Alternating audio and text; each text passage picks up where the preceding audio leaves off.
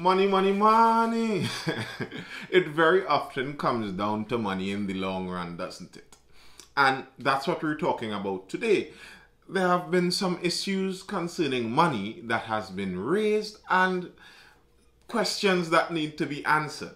It seems like the former police commissioner is having quite a few of these questions today, and it may seem like for quite some time he may be, because of his proclivity also, he may be answering as post-mortem for his time as police commissioner. Now, the thing is, this story, I actually started recording this yesterday. I started recording this a while before, and then some technical difficulties and I paused there. But that worked out well because now I have the opportunity to talk about the actual story where they're talking about the possible mishandling of public funds and then state the commissioner's response to it. And the response does have some credulity to it. So just in passing also, I'll browse through some of the accusations against the Public Service Association. That union is having quite a bit of a battle now with the audit that has been released. And the audit seems to say that things aren't going very well, but that's really not surprising. The leader of that union was the same gentleman who went into a bank, took out all the union's money, I believe, in a bag and walked across Port of Spain with a bag in hand with the cash from the union. Now, some of these antics are obviously attractive to some people, but I think to some more measured minds, probably some of the people that have seen more moons pass and more sunrises and sunsets pass, to some of those people, you'd notice that many times when you see someone of that kind of character or of a specific kind of character, you could make some presumptions about some of the other traits too. And oftentimes the presumptions could be kind of accurate, but we'd get into that. First off, the first accusation against the former commissioner had to do with some guns they found in the commissioner's residence. And the accusations didn't really have any merit. They were the typical social media storm in a teapot. The first, Gary responds to report of 90 guns being taken from commissioner's residence. And that was the initial report, that 90 guns were seized from the commissioner's residence. And you could assume the kind of reaction such a headline would get. But it turns out that the guns were just normal, run-of-the-mill, par for the course, regular procedural stuff. And as the changeover of commissioners happen, they go to clear the guns and check them in. It really wasn't that big of a deal. But from the first response to these gun allegations, Gary Griffith, the former commissioner, was saying that there's a group of rogue officers that are out for him, and they are the ones that are doing these leaks and releasing this information at their own convenient times. And I must admit that the timing of some of these leaks are pretty convenient. The leak seems to throw back to a time that is a chapter that is supposed to be closed now, but it seems to attempt to answer some of the questions that some people have been asking, but it's answering the questions without acknowledging that the questions have been asked. I don't know if you understand what I'm saying. It seems to be answering the question of why didn't we want Gary Griffith to continue as commissioner? That's the question that these leaks are attempting to answer, but they are not acknowledging that these questions should be answered because something shady went on in the whole procedural business. So it could nearly seem like these leaks are conveniently attempting to answer these questions in post. And what the former commissioner had to say, well, let's quote him on this. That rogue officers are doing this is a clear indication of the following. One, it shows the level of immaturity and unprofessionalism that he had to deal with as commissioner. Two, it exposes the certain gang that PCA head David West spoke about within the TTPS, the gang which wants a return of their overtime racket and their extra duty and firearm user license extortion reports that was costing taxpayers hundreds of millions of dollars a year, which he put a halt to, with officers even being arrested. Now, I think that is a very serious accusation. And I find some of these things aren't getting the attention they deserve. The man that was at the head of our police service is saying that a rogue gang of current police officers that are currently acting as law enforcement in our country are seeking to tarnish him in pursuit of their own illegal activities. That's not any small accusation, and to have these accusations hanging over the entirety of the TTPS without us even knowing who are these rogue police officers. Now, I could wonder, does Gary in his team, some one of those contractors who he hired, does some one of them not have a leak that they can leak who are these rogue officers? I mean, do some leak for leak. At some point in time, the leaks may be bad for some of those corrupt officials or for some of the officials that may not even be corrupt. But so at some point in time, I'm starting to think like these leaks are some of the only ways that we'll actually find out information about the country. Maybe if we had a leaker in the president's office, we'd have been able to know who that secret person was who was there whenever the decision was made on the list of commissioners.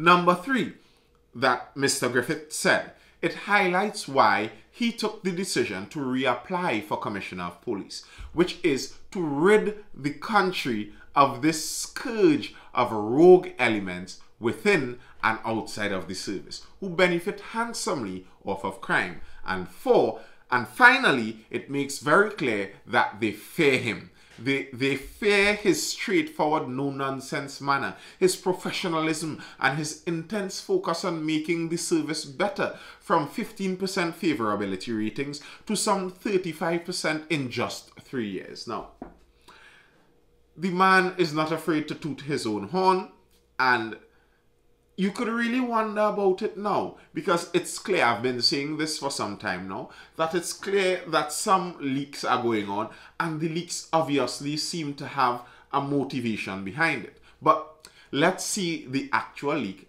and the veracity of the claims, and then we'd see what we think about his claim that it's just about rogue officers trying to tarnish his good name and the good things he has done in the police service. Big increase in police contract payouts from 2016 to 2022. Spending by the Trinidad and Tobago Police Service on contracts, fees and development programs for the period 2016 to 2022 shows a significant increase during the past years.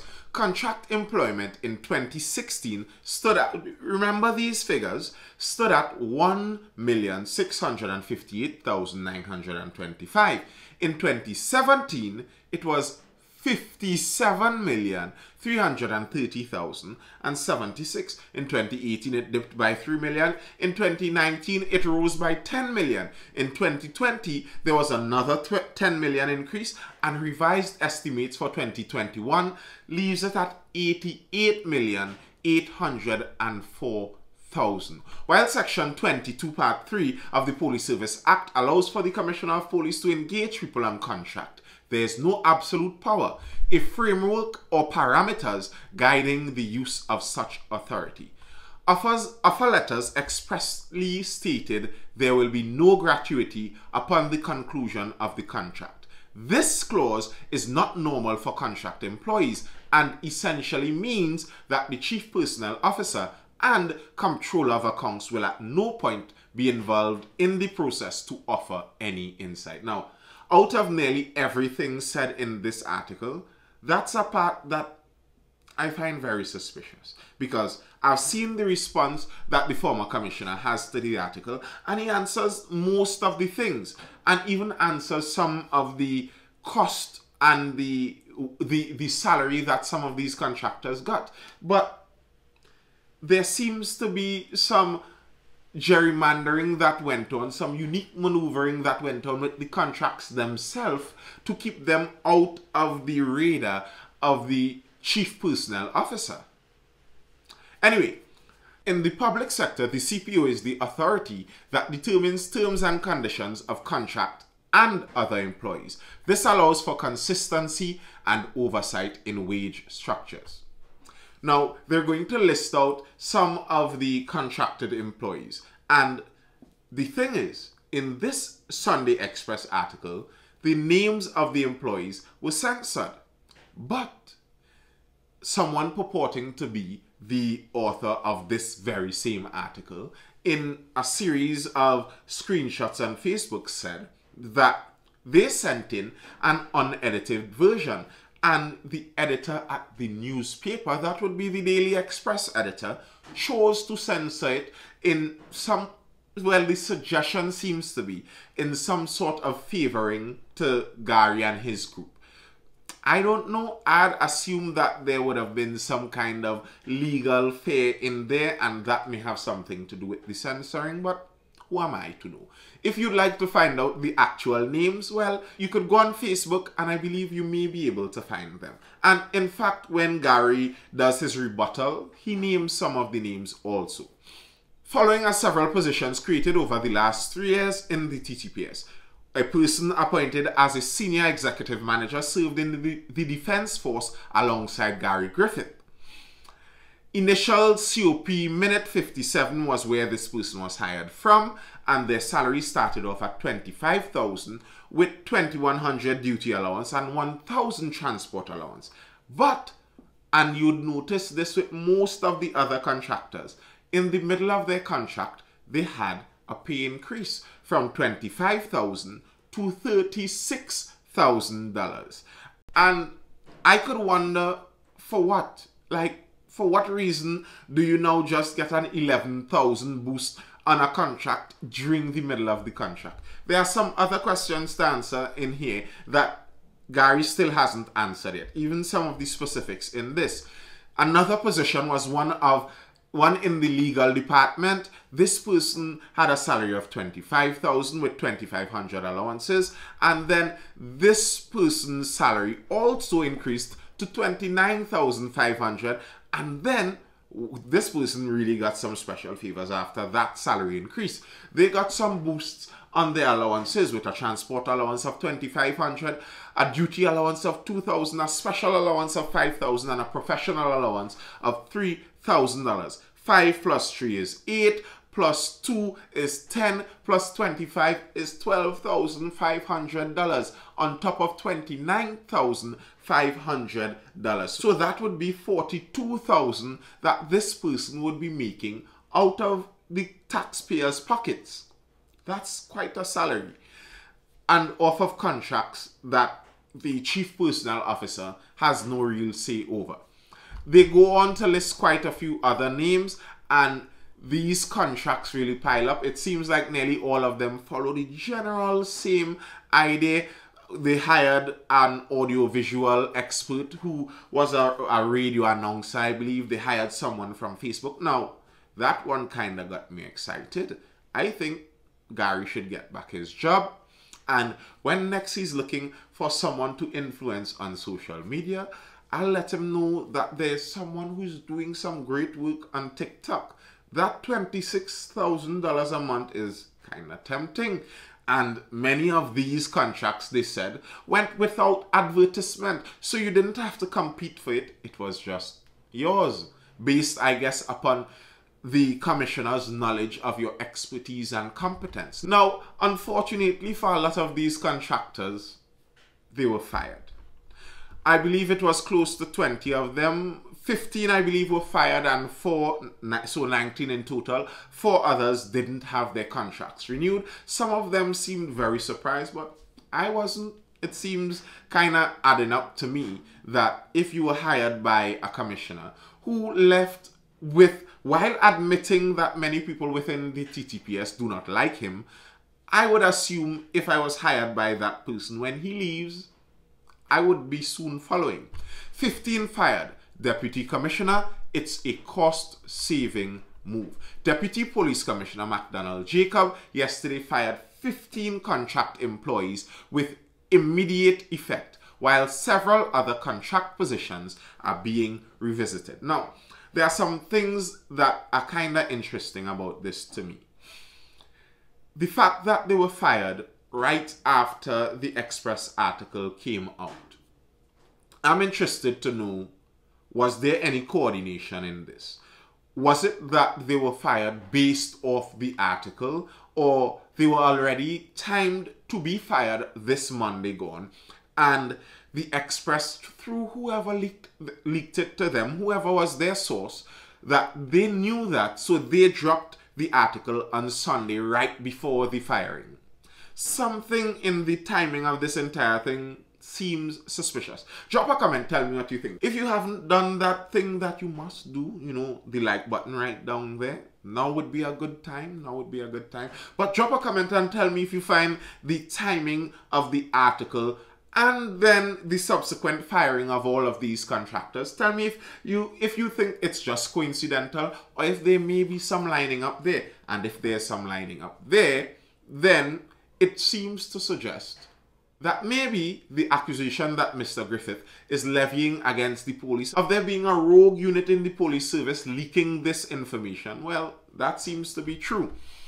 Asked if he received specific instructions from the National Security Minister to fire persons, Jacob said this was not the case. No, we did not get any direct instructions. We don't really get instructions from the minister. We may get some thought or some advice, but no instructions per se, he said. Now, I find MacDonald Jacob to be a smart answerer of questions. He knows how to keep himself, well, at least it seems like he knows how to keep himself out of trouble in how he answers questions and how he deals with people, at least on a public basis. Now, look at this answer. There's nothing really sure said in this answer. Everything has a kind of qualifier to it. So, no, we did not get any direct instructions. Not we did not get any instructions. We did not get any direct instructions. So there's a qualifier there. And then we don't really get instructions. Not we don't get instructions. We don't really get instructions from the minister. We may get some thought or some advice, but no instructions per se. Everything has a kind of qualifier in and around it, that what he says there, you can take no sure factual information and run with it. He gives you a general idea of something, but it isn't a sure statement on nearly any of the things in the questions asked. And to be fair to him in the position he is in, especially knowing he isn't the substantive commissioner, he isn't the acting commissioner, and there seems to be some powerful players zooming in and around this issue, I give him some props, and I have no problem in him trying to be very intelligent in how he answers these questions. And it does seem, when you hear people talk about their interactions with him, that from Mr. Griffith go right down, it doesn't seem like many people have problems with Mr. MacDonald Jacob. And that in and of itself is something to speak for. But the former commissioner did defend these hiring practices. Former police commissioner defends hiring practices. Former police commissioner Gary Griffith on Monday came out in defense of his hiring practices, which he said was done in the interest of improving the output and efficiency of the police. Griffith was responding to the article that we just read. The article said spending on contracts, fees and development programs increased from 1.6 million in 2016 up to 88 million in 2021. Griffith said corporate communications manager Francis Joseph was hired to improve corporate communication strategy of the police and make it more accountable to the public. It is under his stewardship that his much touted public positive perception increased from 13% up to 39%, which is great. Interestingly, Mr. Joseph receives half the salary of his predecessor under the former commissioner. Now, when I went through reading this response, that was something I saw numerous places, that this person received less than their predecessor. But what's confusing to me now is how this person would be receiving less than their predecessor, but the article says the contracted fees were 1.6 million in 2016. So is it that the 1.6 million was excluding the previous commissioner's own contract fees? Or was it that the previous commissioner was able to get all of these workers inside of the TTPS organization and all of the salaries were paid from inside of the TTPS? And if that is the case, then the framing of this news article is disingenuous. I would like to know the salary of the previous workers that were in all of these portfolios, because it seems like Mr. Griffith is saying that all of these positions had people filling the portfolios before. So the salaries for them, were all of their salaries fitting into 1.6 million? Or was it as part of the TTPS salaries? And again, I think that is an important piece for a news article that is trying to do an expose on this issue to point out, because it leaves me confused. I would really like to know. Griffith said 4 consultants, Dwight Andrews, Paul Nehus, Lieutenant Colonel Ricardo Garcia, and Clint Elegant, were paid from a vote that was approved prior to his arrival. This allocation was for the services of one individual who, in his mind, had no qualifications to do the assignment outlined.